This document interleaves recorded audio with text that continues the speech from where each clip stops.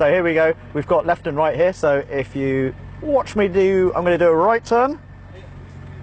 And it moves the steering wheel all the way to the right, and then it goes to dead center, all the way to left.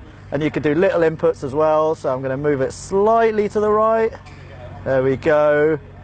That's pretty cool. Brake is this button here, L2.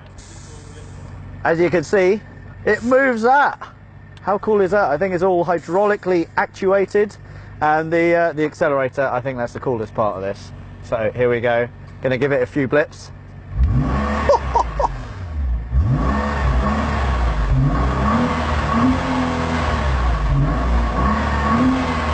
So that is pretty cool, and this is exactly what Jan was using from the helicopter.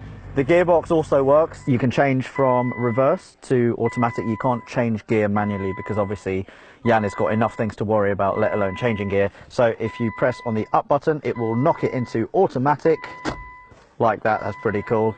And then down you go into reverse. So obviously Jan had it just in auto, and then he was braking, accelerating and steering just like that. Pretty cool stuff.